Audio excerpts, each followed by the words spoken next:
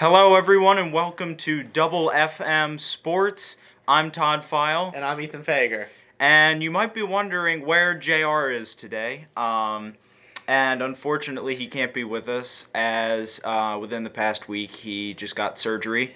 So our prayers are going out to him, hoping that he feels better and that he has a swift recovery. But now we're on to a special President's Day edition of Double FM Sports.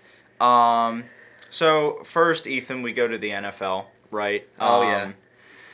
Which not a whole lot happening this week, but last week was pretty big. You have Eric Weddle obviously announcing his retirement after his illustrious career. Yeah. What do you think about that? Well, I mean, I didn't see this as a shock, but I thought he did have a great career for the Chargers and the Ravens. I thought he was like a very solid safety throughout that whole time, and I think he should be a Hall of Famer in the league. Yeah, I mean, I would definitely agree with that.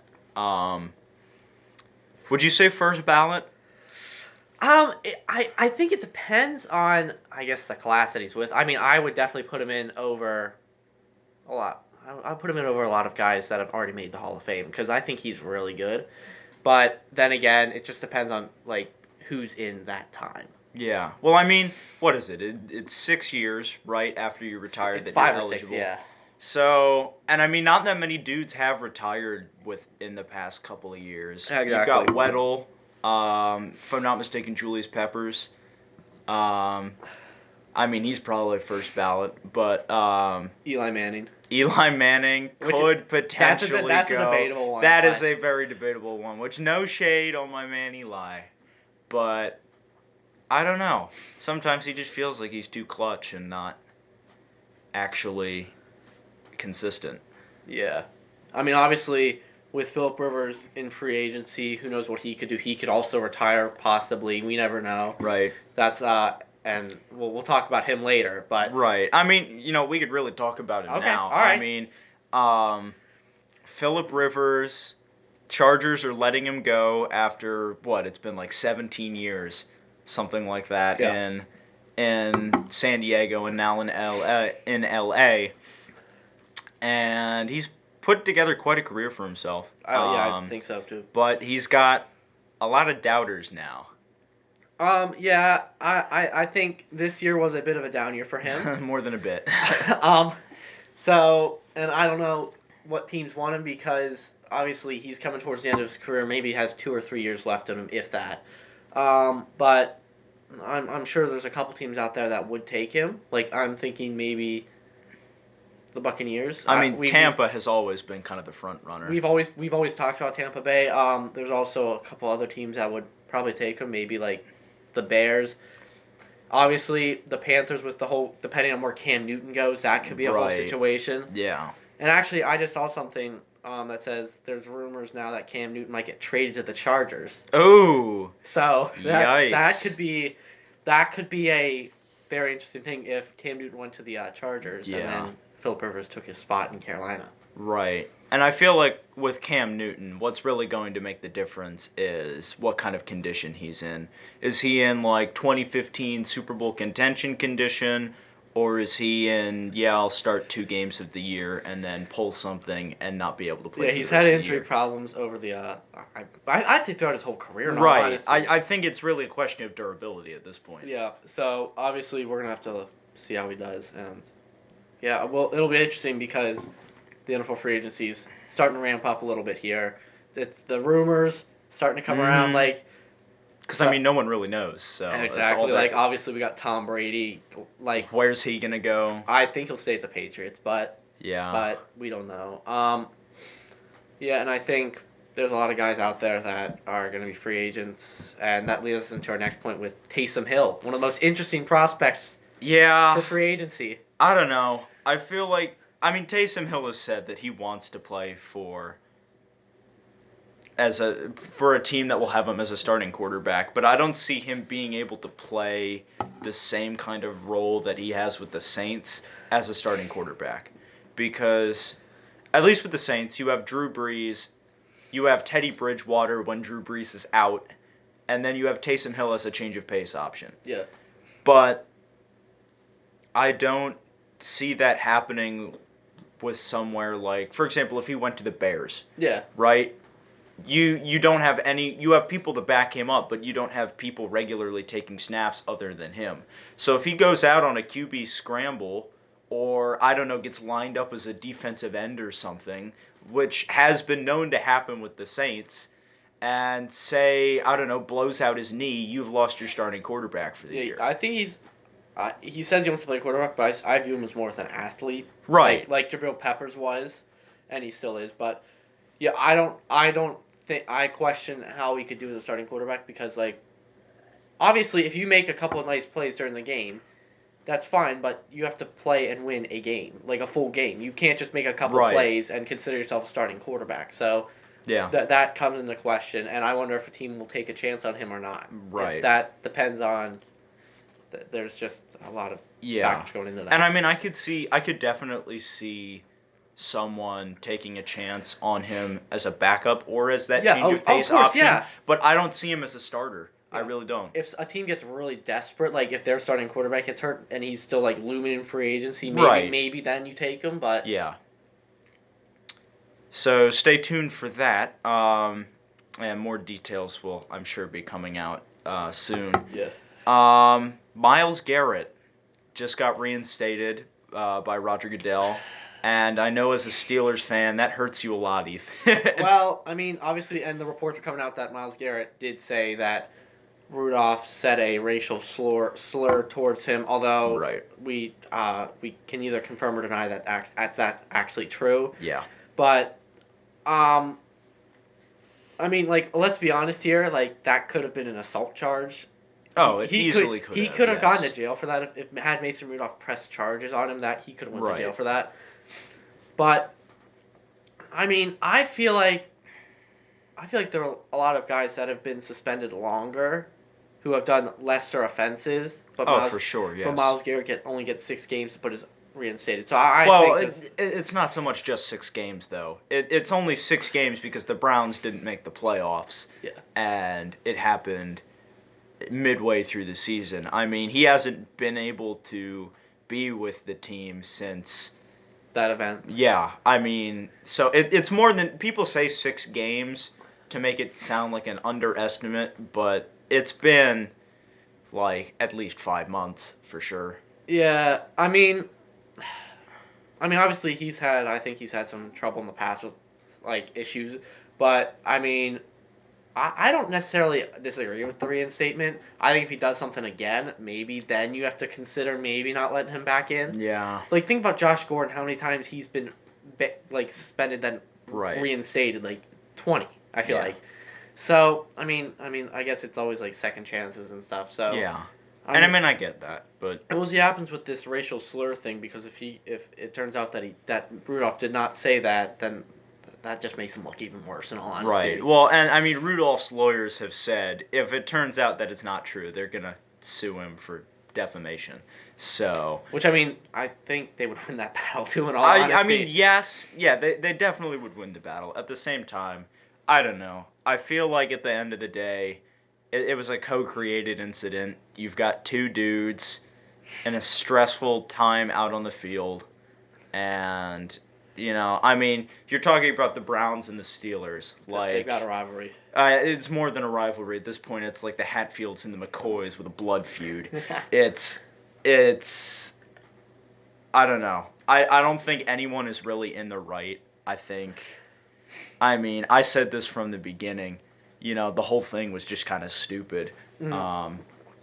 Obviously, Myles. I think Rudolph was definitely a factor of that, but obviously Myles Garrett gets the most attention purely because he did do that. Well, yes. But I'm not saying Rudolph's innocent. He started it. He's the instigator in this thing. And I mean, no one can tell me that like. And then you got Marquise Pouncey, who just don't get me started. I mean, who in your right mind would think that it's necessary to go and kick a dude in the helmet? I mean, I get. David DeCastro, right? He just like kind of like he goes and like bulldozes people out of the way and breaks up the fight. That's what you do. You want to protect your quarterback? keep your quarterback away from Myles Garrett, okay? No. I get But that. then you have Marquise. But then you have Marquise Pouncey exactly going up and kicking Myles Garrett in the helmet. Yeah, that's On what planet does that make sense? I think both teams were in the wrong. Yeah, and I think it just doesn't look good for the league, obviously. So it was just a bad event in general. But I mean, we'll see what happens with this accusation. Right. Moving on to the NBA. Obviously, we had the trade deadline. What was it? A week ago? 2 weeks ago? Yeah, we haven't been on. So. Yeah, it's been a little while for us, so we apologize if some of this has already happened. But trade deadline. Robert Covington is done with Minnesota and is Clint now. Capella is also with the Hawks. Yep. And also Andre Drummond now with the Cavs. So pretty interesting stuff going on there. I don't agree with the Drummond trade. I don't think the Pistons should have given him up. Yeah. Because he was like because obviously now that Blake Griffin's not playing for them, he was like their one true star. And now they don't have a true star. Right. So it's kind of like Derrick Rose taking over. But it's still Derrick Rose. Yeah, but know? He's still great. But like, don't get me wrong. But they don't have a big man anymore. Right. Like a good big man. Yeah. And now the Cavs have Kevin Love and Andre Drummond. Right. And are in the same division as the Pistons. So there might be a little. I don't see the reasoning behind that. Yeah, I mean, maybe if there was some issue with Andre Drummond. Behind the scenes or whatever. Yeah. I mean, that's the only legitimate reason I see for getting rid of him. I'm not necessarily sure why the Rockets traded Clint Capella, because now they're like playing. They've had James Harden do the tip jump ball a couple times, so because he's their biggest dude. Yeah, so they don't have a big man, and I think obviously you need a big man to win in this league. Right. So obviously I think that's a big concern for them, especially heading into the playoffs. Yeah. Yeah, I mean, at the same time though, they're kind of making it work playing the small ball. And we'll see where that ends up with them. The Raptors lost their win streak, and I forget what it was up to, but was it 15 maybe? Something like that, yeah. Yeah, that win streak went out the window about a week ago. But at the same time, I think we really have to look at the Raptors, and I mean, I didn't think they were going to be as good as they actually are this season, especially after losing Kawhi. Yeah, that's what I was gonna say. So seeing like a lot of people seem to be down on the Jazz, seeing as the Jazz. Not the Jazz. Oh, come on, man! Sorry. JR's not even here, but I'm gonna have to do it for him. No, it's not the Utah Jazz show. Hey, okay, the Raptors. I apologize. We knew you wanted to talk about it. No, yeah, but anyway, after losing Kawhi Leonard, a lot of people are down on the Raptors, but I don't know, they've been doing really well this year, and I think you gotta give that to Kyle Lowry and Pascal Siakam, who's been playing exceptionally well this year, and the Raptors are doing very well and beating people's expectations for them this year. Well, and I mean, even like Fred VanVleet, he's been last year good too. He stepped up his game. Especially in the playoffs and leading up to the playoffs, but I mean, he hasn't fallen off at all this year. And then obviously you got another good role player like Marc Gasol, a nice center there too. Right, and the big man, as you were saying. Yeah, and I think I mean I'm not saying anything, but I think they can make a run this year. They could, yeah. I don't see them winning a championship. No, but I think they could make a run maybe to the semifinals or even the finals maybe. I don't see that. Not when you're in a division. I feel like the East has really stepped up its game this year. I mean, for the past 5 years, it's always been the West, and then the East was always kind of a joke. But now it's gotten extremely competitive. Because obviously the Heat are starting to become a factor again. Right. Around there. I mean, with Jimmy Butler. The Sixers are doing good right now. The Celtics are doing good. Sixers are kind of in a slide, though. Yeah, but the Celtics are doing good. Celtics with Kemba, yeah, absolutely. I think Toronto's in the mix. The Bucks, absolutely. Yeah, obviously. The Pacers do not do that. Pacers, I feel like, are always that fly under the radar team. Yeah. And they've always been that way. Yeah. They're like the 4 seed every single year, but everyone always forgets about them. That I will not say that's in the West, but I'm not allowed to talk about. The Jazz. Yeah, I can't talk No, about it yeah. because I feel like we're always like that 4 or 5 seed. But I mean, Yeah, but like, not. It's not like I literally sometimes forget the Pacers that exist. is true. Like, I And know I the think Jazz are a thing. obviously Victor Oladipo is returning from his serious injury, so once he Right. gets back into full swing, I think the Yeah. Pacers will become even better. And obviously, Demontis Sabonet is very good. He was an All-Star. Yeah. So And I mean, he's really stepped up his game. You know, I feel like the Pacers, they have it in them to make a playoff, at least a playoff appearance. yeah, I don't know if it's going to be a deep run. yeah, I feel like they'll it make the never play. They'll is, make the but playoffs. yeah. And then after that, it just kind of gets blurry what the 6, 7, and 8 seeds are. Because I could see the Nets, The Magic. maybe the Magic, yeah. I mean, like in the Um, 6, 7, 8 seeds, like that's the thing. That's the difference between the East and the West. Like the 6, 7, 8 seeds in the West are always seem to be a little bit better than the 6, 7, 8 seeds in the Right. East. But I'm not saying the East is better than the West or the West is better than the East. I'm just saying that in Yeah. terms of seeding, it's like Well, and I mean historically, I feel like the West has always been more because obviously like the competitive. Lakers have always just been like usually the Lakers have been like Except for the past couple of years, though. I mean, this is the first year in a while that they've actually been good. yeah, and I always feel like the Spurs were dominant back then with Tim Duncan and obviously Kawhi Leonard. Yeah. Yeah, I so, could see. I mean, Spurs will probably make the playoffs. Yeah. Just like an 8. Nuggets are or doing good this 7. year too. Yeah, Nuggets. Grizzlies are. I mean, they've got a young team, but they're actually. They could definitely do something in the playoffs. Maybe take someone down. Obviously like the Clippers will probably make the playoffs. Yeah. Just definitely. I mean, how interesting would it be if we had an LA semifinal game? That would be interesting. Yeah, I'd be very excited. Kawhi versus LeBron. Now I wouldn't be excited because that means that a certain team, which shall not be named, will not Okay, make just it. say it. It's the Jazz. Yeah, okay, the Jazz will not make it.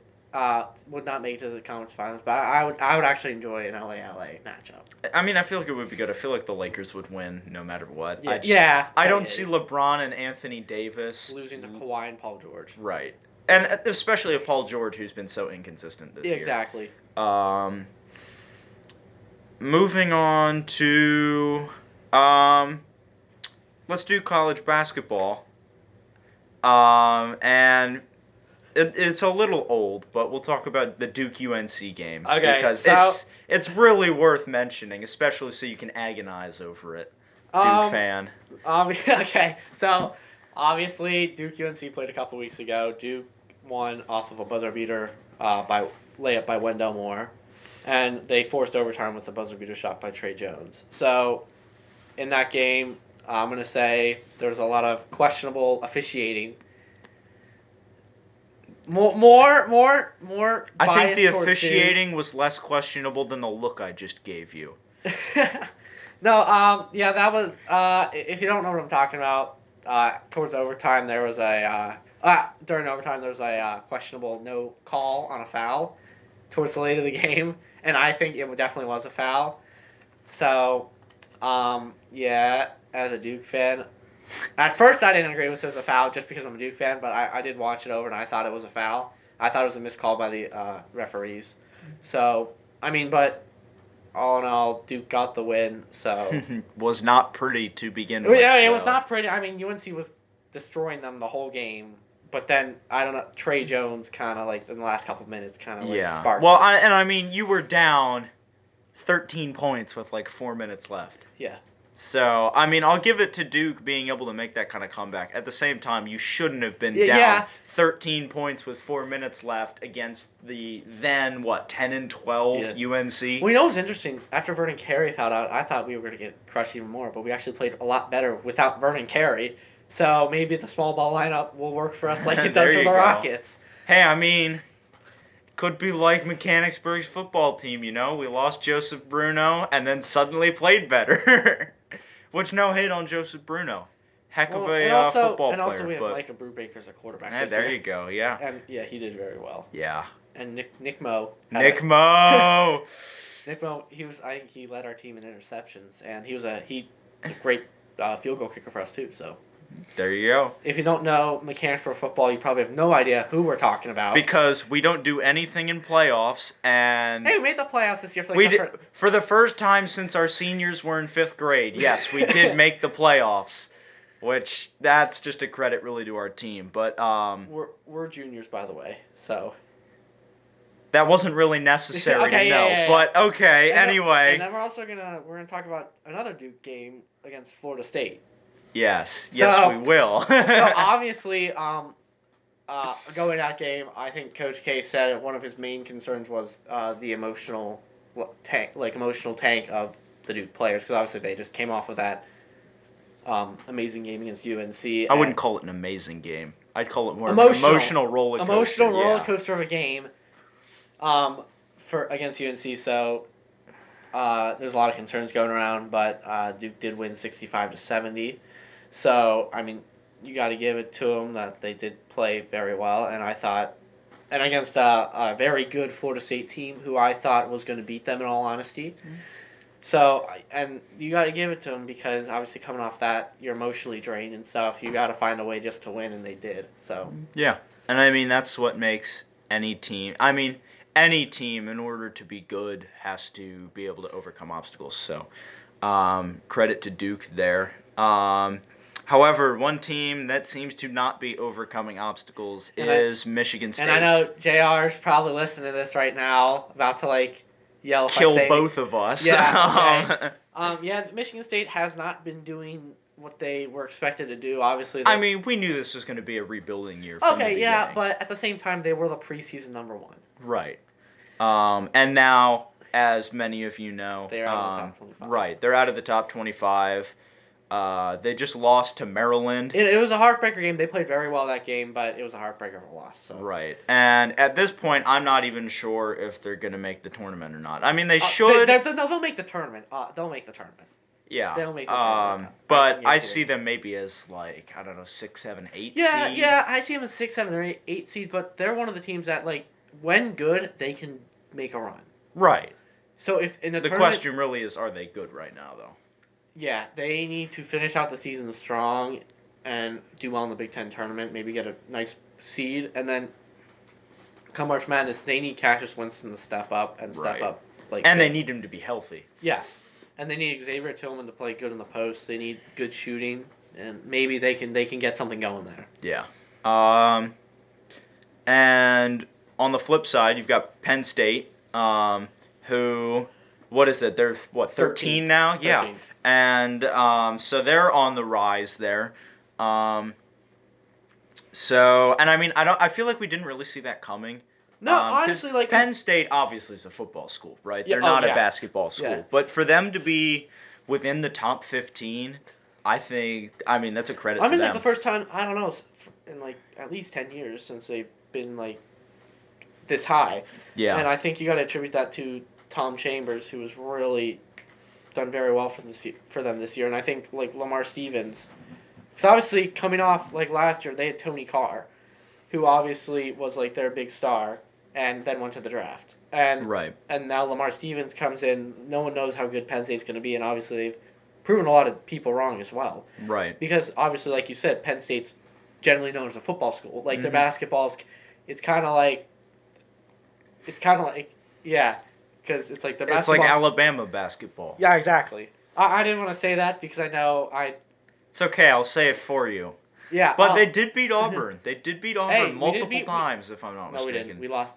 We lost to Auburn by 4 earlier. But we beat Auburn the first time. Okay. I knew you beat Auburn at least once. But, yeah, I think Penn State, they can make a serious run at a title this year. I don't see them as a title team. I don't. No, I'm not saying they're a title team. I think they'll make maybe a Sweet 16 Elite 8 run. Okay, yeah, I could see that. But yeah, and I think seeing as they're a top 15 team in the Big Ten, you got to be very good, especially in the Big Ten, because they're considered the powerhouse of college basketball. Well, and I feel like that's definitely a pace change given what we're used to seeing. I mean, it's past 10 years, it's always been the ACC has been the powerhouse of college basketball. But, I mean, we were saying earlier, there's only maybe 3 locked teams from the ACC that maybe are for sure going to make if Virginia, depending on what Virginia does. Yeah, I mean, UVA is going to be a lower seed Duke, Florida State, and Louisville are The pretty much only locks. Yeah. UNC's probably not going to make the tournament for No. the first time Unless in they like win forever. the ACC tournament, that's the only way they can make it. Yeah, at but this point. it's not going to happen. Exactly. NC State probably isn't going to make it. Notre Dame's probably not going to make it. Miami's probably not going to make it. Syracuse maybe. Syracuse is a maybe, yeah, but then you look at the Big Ten and you've got Ohio State is Penn a State. maybe. Penn State Penn definitely. State for sure. Maryland for sure. Maryland. Michigan is a maybe. Michigan State is a maybe. Probably. Is a probably. Wisconsin is a maybe. Yeah. Iowa is a probably. Illinois is a probably. Right. Rutgers is a probably. Yeah. Indiana is a probably. Yeah. And like the only two teams that really aren't going to make it, Nebraska and Northwestern. Right. And we forgot about Purdue. Purdue is also probably going to make it. Yeah. So you're talking that's like only two teams from the Big Ten not making the tournament. Right. I mean, you're talking 10 out of the 12 teams. Yeah. So, which is definitely a shift from what we've seen before. Well, I think it's changed too, the like Big Ten standings, because usually it's Michigan State, Ohio State, Michigan at the top. Right. Now it's Penn State and Maryland. Yeah. So I think that's a big change too. Mm-hmm. And obviously JR is not going to like me saying that purely because I mean, I think he would also admit that you're correct in that. Like, it would pain him to say that, but at the same time, like, I don't think he could deny that. I think Michigan State will still make the tournament, but I don't see them being as good as normal. So. And so, moving on from men's, of course, we move on to women's. There's not a whole lot to say, but I will say this season has been a difficult one for UConn because, I mean, we're talking about UConn. Like, the past 10 years, I don't think anyone else has won the tournament besides UConn. Yeah. Like, I mean, you might have seen on some of Dude Perfect stuff, like, you're picking March Madness brackets for women's, and every year you always pick UConn as your winner. Yeah. But South Carolina literally destroyed UConn 70-52. Yeah. And I mean, of course, SCU was the 1, UConn was the 5, which is something we haven't seen in a long time. UConn has always been the one. Like, I feel like UConn, like before this, UConn lost like one game in like the past like 5 years or something. Right. It's insane. So that's very much a concern for UConn. They're still going to make the tournament, of course, and maybe that'll do them some good because it gives them a different position to go into things. Gives them a little bit of a reality check. Right, a little bit of a reality check, and it gives them a little bit of the underdog mentality, which could prove to their benefit. Yeah. So, other than that, you have the NHL, which isn't really either of our fortes, and we apologize for not being able to cover that as much as we'd like to. But once JR's back, we'll definitely get more in NHL. Most certainly, yes. But I mean, for sure, we can touch upon the Lightning versus Penguins game. The Lightning won 2-1 against the Pens. Not a whole lot there as I see it. Obviously, Alex Ovechkin also getting.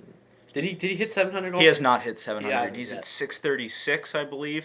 No, he's not. I swear he's at like 698 or something. I'm pretty sure he's at 636.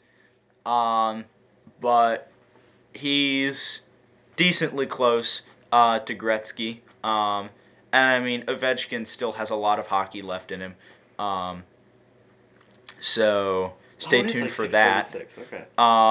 And then, of course, this was more relevant a couple weeks ago, but you've got Lionel Messi potentially getting traded or just leaving Barca. Is it transferred? Or transferred, excuse me.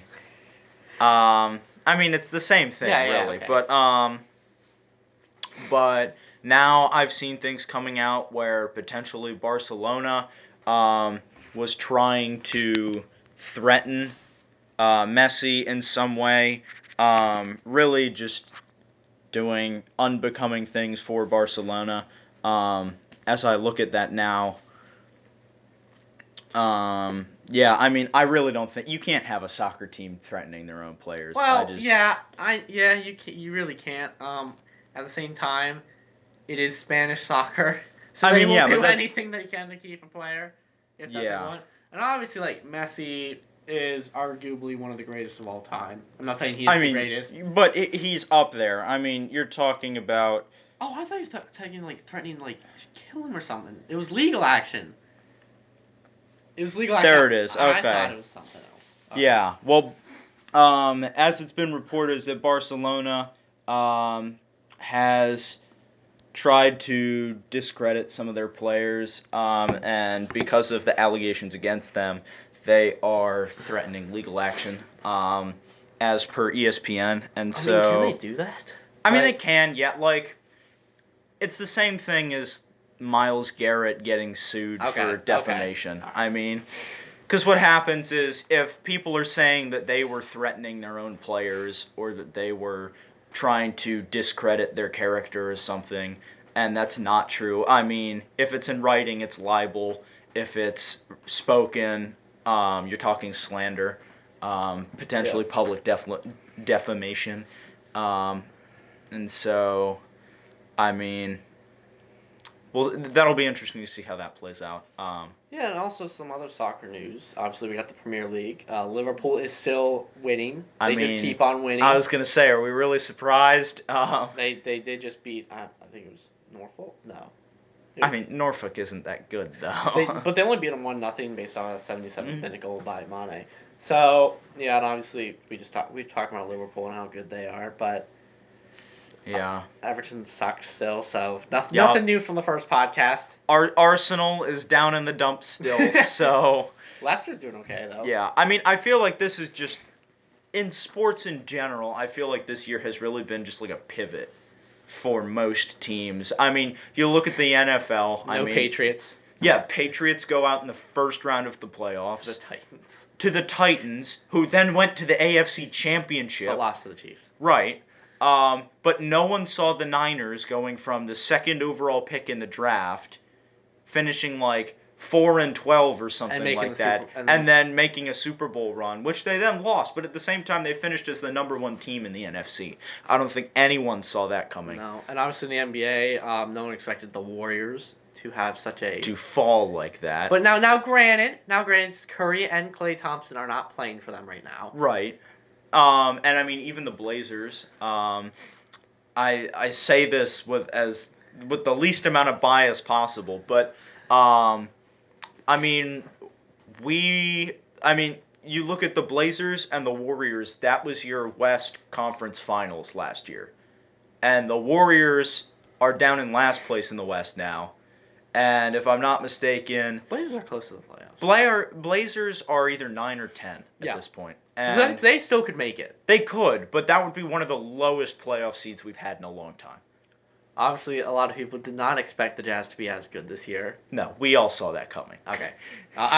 Don't try and play that card. We saw that coming. I'm sorry, guys. I just wanted to throw the Jazz in there because I feel like I haven't made it the Utah Jazz show yet. I need JR back, okay? Because this is not the Utah Jazz show. No, but I think a lot of people probably didn't expect I don't know. Even the Lakers. Yeah, I don't think people expect the Lakers to be that good. Right. I'm sure everyone expected them to be good. I mean, I don't think we're really surprised, but at the same time, I feel like now we're all like, okay, yeah, Well, it makes it even more magical for them, especially after Kobe. Yeah, exactly. So, I mean, yeah, like I said it in the first podcast, if they were to win, I wouldn't be upset. Yeah, I mean, I don't know. I still probably wouldn't be happy if they won. I just don't like the Lakers. Nothing against them. I'm just not a fan. But I will say, I feel like after everything that's happened with Kobe and what they've all been through, like if they did win, I think they deserve it. And then obviously we got college basketball where there's been like a record number of number one teams. I mean, yeah. And I don't think anyone saw Baylor being the number one, you know? And no one saw like San Diego State being undefeated right now. Right. So. Or even Dayton. Like, Dayton has always been around, but they've never been, like, one of those top-flight programs. And then, obviously, in college football, LSU winning.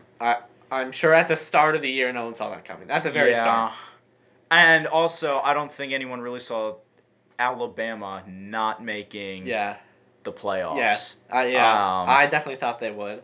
seeing as I'm an Yeah. Alabama fan. But Well, yes. no, but yeah, and I don't think obviously no one expected Joe Burrow to have the type of season that he did for Right. LSU. So I thought, and obviously LSU probably is not gonna have the best of years next year. Well, I mean, because Burrow's going to enter the draft. And they lost I think a couple good wide receivers and stuff for them. So Right. But then again, we always have surprises in all sports, so we'll see. And I mean that's just college sports in general. College sports just can shock you. It's a revolving door, really. Yeah. Because you have people graduating, entering drafts like that every year. Crazy. So especially now with especially in college basketball, the one and done thing. It's always it's always insane. Yeah. And now they're starting to think about maybe getting a rule where players don't have to go to college anymore. They can just go straight from high school to the draft. I mean that's how it used to be. Yeah, but they changed it and made it you have to go 1 year now. I mean, I think that's kind of beneficial though. Because I mean, suppose you get these guys like who they go straight out of high school. They play good for 2-3 years, but then they have some career-ending injury. And I think or that's something where like college that. is a good benefit for them. Right, they can because get a degree. right. That's what Grayson Allen did. Yeah, and I mean say you're playing in the NBA and you're on the third year of your rookie deal, but you blow out your knee, you're done. That rookie deal isn't gonna last you till retirement, you know? Yeah. I mean, it'll last you pretty well, but at the same time, you'll be 24? Not even 24. You'll be 21. Yeah. And you'll have the whole rest of your life ahead of you, but you don't have a degree or anything. So that's why I'd say a lot of players should stay at least maybe 3 years or something. Yeah, 2 to 3 years, maybe to get that bachelor's degree or something. Yeah, and I mean it does teach. It teaches you a little bit more about playing the game at a competitive level because. Yeah, I think there's definitely a lot of people that go in way too early and then they're pretty much considered bust because they don't have enough experience. Yeah. So. Well, that's pretty much all we have. This is podcast 2 from Double FM Sports, and we'll try to keep a more regular, consistent schedule from now on. Unfortunately, we couldn't find a time to get together last week, especially with JR. And yes. Stuff, but we'll try to make sure we try to get one out every week for you guys. Right. So hopefully next week we'll be back. We will exactly. Yeah.